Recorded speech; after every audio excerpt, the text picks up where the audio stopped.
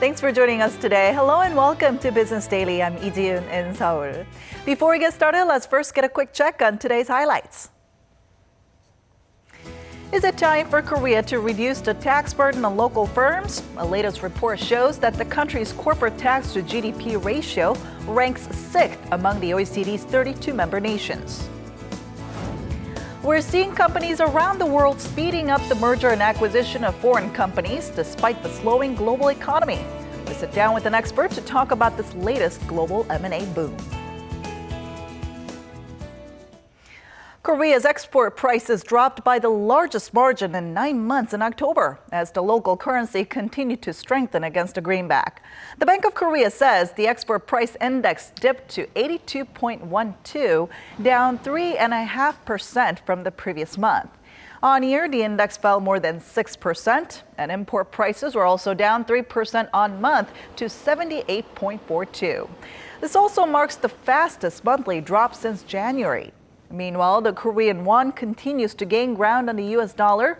The average $1 exchange rate fell by more than 3% on month in October.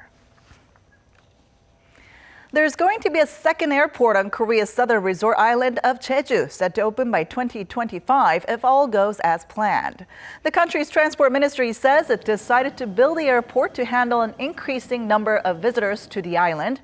Now, as you can see, the airport will be located on the southeastern Shinsan area of the island within the city of Seogwipo. The ministry also says that such a decision comes as Jeju is only served by Jeju International Airport, which is currently feeling the strain with an increasing number of travelers.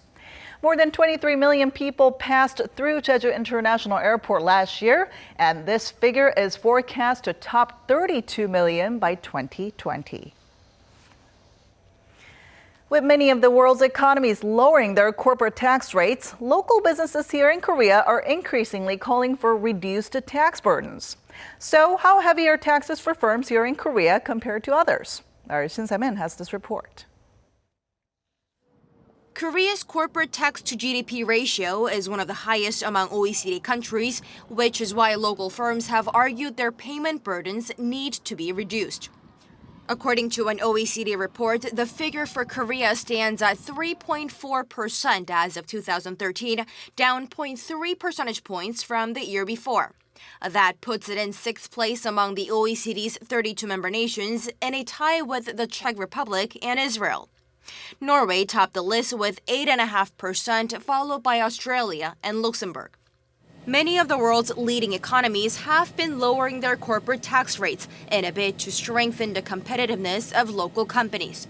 Global accounting firm Deloitte says that 36 of the world's 143 countries have lowered their corporate income tax rates in the last 5 years. Ireland is planning to introduce a policy that lowers the rate for R&D companies to 6.25%, far lower than the global average of just over 23%. In Japan, the Abe administration has vowed to lower the effective corporate tax rate to the 20% range from the current rate of just over 35%. And in the U.S., companies that bring their overseas production facilities back home already qualify for lower rates. Given the global trend, the demand for lower corporate tax rates in Korea is on the rise, and the call has also come from local economic think tanks. But there are voices of opposition. The country's main opposition, New Politics Alliance for Democracy Party, says lowering corporate tax rates in the past has only weakened the country's tax revenue base, forcing the government to issue more bonds. Shin Se-min, Business Daily.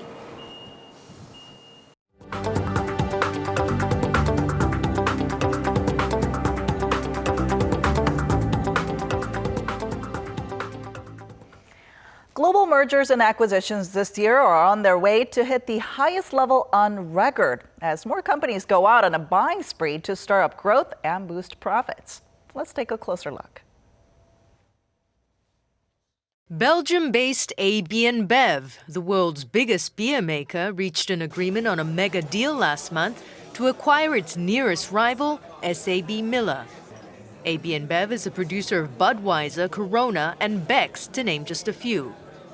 London-based SAB Miller has brands such as Miller Genuine Draft, Peroni, and Milwaukee's Best among its 200 or so labels. With the takeover worth $106 billion, the combined company would control almost a third of the global market.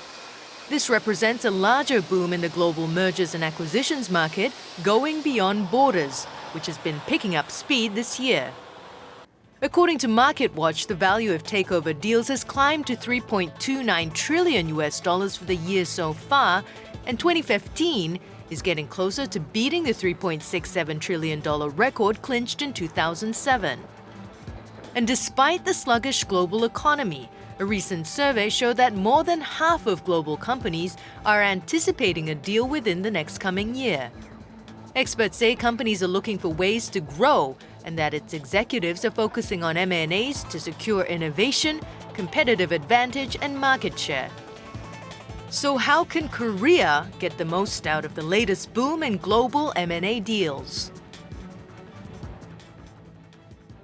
And to tell us more about this, Professor Yang Jun-seok from the Catholic University of Korea joins us in the studio today. So good to see you, Professor. Happy to be here. Okay, so to start us off, what makes global mergers and acquisitions so attractive as opposed to deals conducted within the country? And what kind of impact does this have on the economy as a whole? Well, first reason that you have M&As is for profit. You obviously want to make more money. Second is sort of a synergy effect. The firm that you're buying may play into your global strategy. So that's the reason why you may want to buy a firm. Third is you may want to break into new foreign markets. A Korean firm, say, moving into Argentina may decide that it's better off buying an Argentinian company to distribute Korean goods. Fourth reason is technology and know-how. We've all seen how companies buy other companies which own special technologies that they may need. And then finally, this is not really a good reason, but to gain monopoly power so that they can earn monopoly profits. Usually for most countries, if you're doing M&A for monopoly power reasons, competition policy, antitrust authorities usually try to stop those type of mergers. All right, then what are some noteworthy M&As that we've seen so far this year? Well, this year you had American GE buying a French company, Alstom. Yes. You have FedEx from the United States buying TNT Express from Netherlands. You had Western Digital, a hard drive making company, buying SanDisk, which makes USB memories, which everybody uses. Nikkei Media from Japan bought Financial Times from the Great Britain. That was big news. Wow. And perhaps the most interesting one, Anheuser-Busch InBev, which owns, among other brands, Korean beer, Obi, and Cass. They're buying SAB Miller, which is the second largest beer brewing company in the world. So that one has to go through the American antitrust authorities because you have the largest firm in the world buying the second largest firm in the world, and there's going to be obviously some consideration about monopoly power. Now, like we saw in the report, global M&As this year it's on its way to hit the highest level on record. Why do we see such a surge in global M&As this year compared to years before? Okay, well, one reason is that the global interest rate is so low. So it's very easy for them to finance money required for mergers and acquisitions. Another, I think, driving factor, though, is, well, the United States may be seeking to raise the interest rate in the near future. So interest rate may rise in the future. So this might be the best chance to finance the M&A at the cheapest rate. And because the United States economy is beginning to recover, I think they're feeling more confident in buying other companies. So that's, I think, the main driver of it. But also another driver is because we are in a global recession, some of the companies really want to combine so that they can reduce costs and increase their market share. So I think that's another driver for the M&A at this moment. Then what about Korea? I don't think I heard any mega deals happening within or involving Korean companies this year. Well, internationally, the Korean companies have been not been buying that many foreign companies. The most notable example is Samsung buying a company called LoopPay for their technology that they're going to use for the Samsung Pay. But for the most part, internationally, they have not been doing a lot of M&As, but domestically, there has been a lot more M&As than usual. Samsung, because they're trying to focus on financial and electronic sector, they sold off some companies dealing with defense industries and chemical industries to other chaebols. And other chaebols as well. Lotte has been buying a large electronics retail company called Highmart. So there actually has been a lot of M&A this year, unusually large number of M&As this year. All right. Well, we hear also that there's growing interest by foreign companies to merge with or acquire Korean companies. Why the rise in interest? Okay, well, I think part of the reason is that as I mentioned before, the United States economy is improving, so they expect that perhaps not in the next year, but in the longer term, Korean exports are probably going to recover. Korean won is at a relatively weak stage right now, and as I mentioned before, the interest rates are low, so I think they figure that it's a very good time to move into the Korean market. Secondly, a lot of the foreign companies who were buying Korean markets are actually Chinese. And there has been some indications that this is in anticipation of the Korea-China FTA. So they want to get their fingers in the Korean economy so that they can take all the advantage of the Korea-China FTA once that becomes implemented. All right. Well, why has Korea, though, been relatively passive when it came to forging M&A deals then? Okay, well, part of the reason is that we're not really used to doing a lot of M&As. Our large companies are mostly chaebol companies, which are family-owned, and they seem to be very reluctant to raid other chaebol companies. That's changing now. That's been changing for the last couple of years.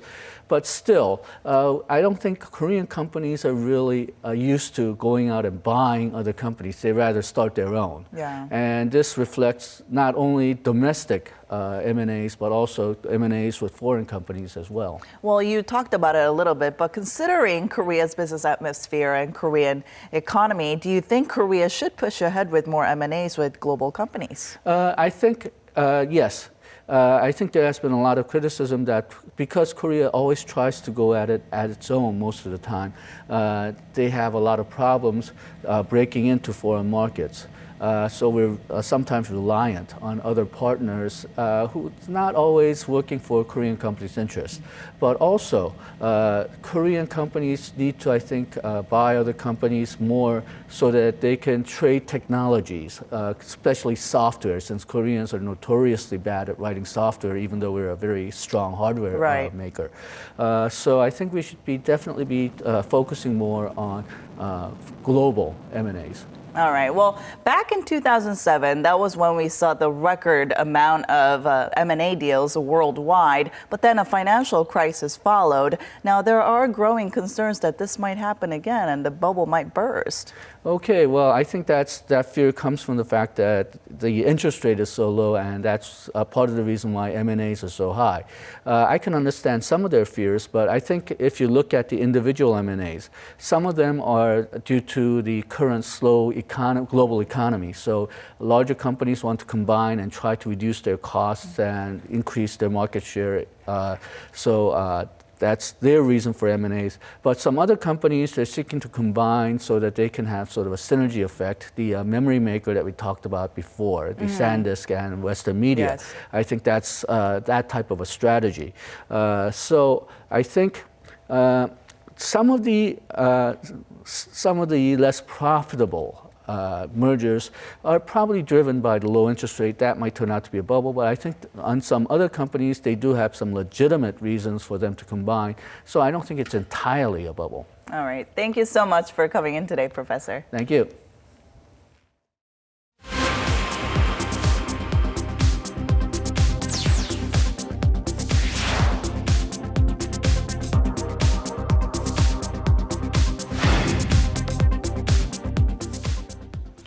While there are basic regulations set in place to guarantee reasonable working conditions for workers here in Korea, it's not the same when it comes to protecting their human rights. So an independent state organization has set out to change this. Our Jung tells us more. Last year, a labor union at one of Korea's biggest retailers, E-Mart, reported the company's management to prosecutors for allegedly monitoring them with surveillance cameras. At another firm, employees accused management of privacy invasion for reportedly making workers use a smartphone app that would allow the company to track their locations and gain access to personal information.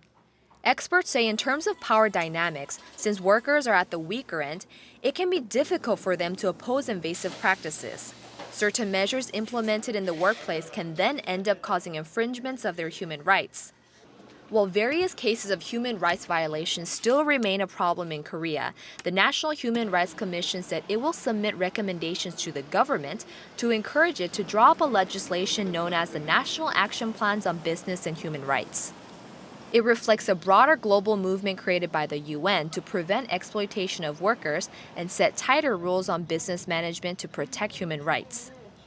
The guideline recommends that state-run organizations be required to make public their progress in human rights management practices, which will be taken into account during government budget allocations. It also proposes the government annually inspect large firms on their human rights management while pressuring small and mid-sized companies to root out discrimination, violation of labor rights, and underpayment. The proposal is receiving substantial backlash from businesses who argue they should have autonomy. But Seoul is said to be moving swiftly to introduce the National Action Plan to join other countries like the UK and the Netherlands in their efforts. Lee Ju-young, Business Daily.